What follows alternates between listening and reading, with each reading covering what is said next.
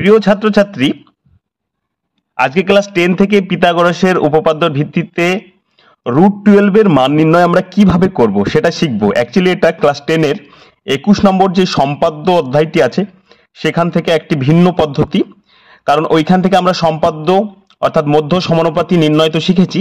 এই পদ্ধতিটাও শিখে রাখা ভীষণভাবে প্রয়োজন, কারণ এইভাবেও বেশ কয়েকবার প্রিভিয়াস ইয়ারে প্রশ্ন এসছে। তাই আমি দেখাচ্ছি √12 এর মানটা কিভাবে বের করতে হবে। আমরা জানি পিথাগোরাসের যে মেন সূত্রর ভিত্তি সেটা হচ্ছে অতিভুজ স্কয়ার সমান সমান লম্ব স্কয়ার প্লাস ভূমি স্কয়ার। অর্থাৎ আমরা লিখতে পারি, যদি লম্বটাকে প্রথমে নিয়ে নিই তাহলে লিখতে পারি লম্ব স্কয়ার সমান সমান অতিভুজ স্কয়ার মাইনাস ভূমি স্কয়ার, এটা লিখতে পারি, তাই না? তাহলে আমরা এখান থেকে তাহলে আমরা লিখতে পারি লম্ব সমান সমান, যদি স্কয়ারটা তুলে দিই তাহলে এর দিকে হয়ে যাবে কি √ওভার হয়ে যাবে, √ওভার কি হয়ে যাবে অতিভুজ স্কয়ার মাইনাস 12। তাহলে লম্ব সমান সমান আমি যদি এখানে 12 ধরি, যেটা মান দেয়া আছে, লম্বটাকেও যদি 12 ধরে এগোই তাহলে আমার অতিভুজ এবং ভূমির মানটা কত নিতে হচ্ছে সেটা দেখবো এবার। তাহলে আমি যদি এটাকে ভাঙি 12টাকে, তাহলে আমরা লিখতে পাবো 16 মাইনাস 4, মানে 12 মাইনাস কত 16 মাইনাস 4 লিখা যায়, এটা লিখতে পারি। তাহলে এখান থেকে যদি আরেকটু বড় করি, দুটোকে যদি বর্গ ধরি, 16 মানে হচ্ছে 4 এর স্কয়ার আর 4 মানে হচ্ছে 2 এর স্কয়ার হলো। এবার উভয় দিক থেকেই যদি আমরা বর্গটাকে সরাই তাহলে লম্ব সমান সূত্র আমি লিখতে পারবো 4 মাইনাস 2, এটা লিখতে পাবো।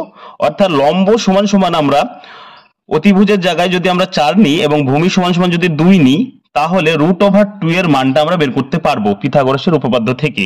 চলুন এবার দেখে নিই। সর্বপ্রথমে আমরা কি করব, একটা বড় দেখে দাগ নেব যার মানটা 2 সেমির থেকে যেন বেশি হয়। ভালো করে মনে রাখো, 2 সেমির থেকে যেন বেশি হয়, নিলাম মান। এবার এখানে আমাকে একটা 90 ডিগ্রি অঙ্কন করতে হবে। আমরা স্কেলের সাহায্যে কাটা কম্পাসের সাহায্যে আঁকছি।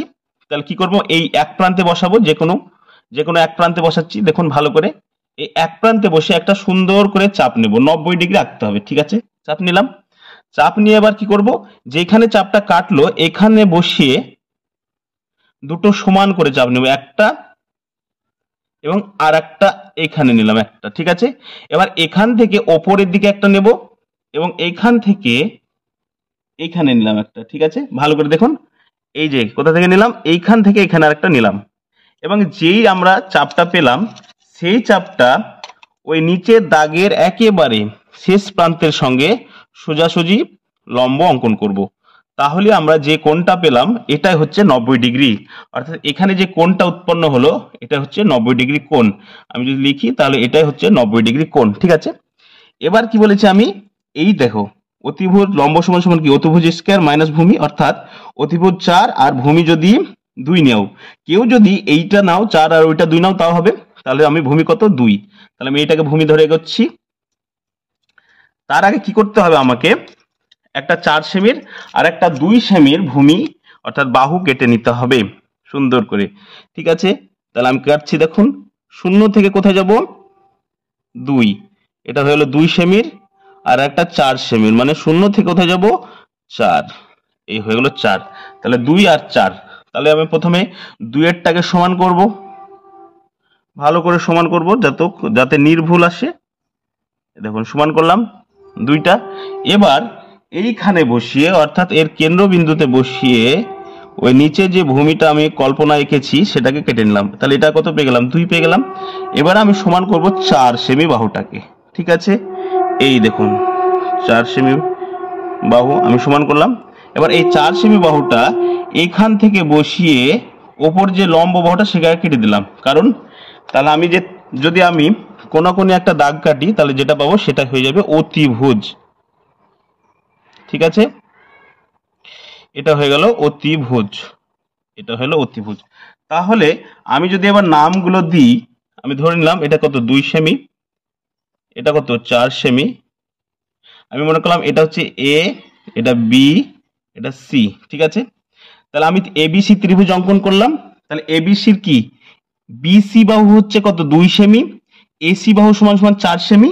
তাহলে এবি বাহুর যে মান সেটা হয়ে যাবে কত √12 এর মান। তাহলে আমি এসিটাকে মাপবো, কত আসছে এসি সমান সমান আপনারা লক্ষ্য করুন কত আসছে দেখুন, প্রায় 3.5। কত আসছে? প্রায় 3.5। কত আসছে? 3.5। কত আসছে? 3.5। অর্থাৎ আমি লিখতে পারি AB বাহু সমান সমান কত? √12। অর্থাৎ √12 মানে কত হলো? এটা হচ্ছে 3.5। অর্থাৎ √12 এর মান কত পেলাম? 3.5 সেমি। এইভাবে আমরা পিথাগোরাসের উপপাদ্যর ভিত্তির অঙ্কন দ্বারা √12 এর মান নির্ণয় করতে পারি। যদি কোথাও বুঝতে অসুবিধা হয় অবশ্যই কমেন্টে জানাবে, আমি সেই রকম অন্য কোনো পর্ব নিয়ে আসবো।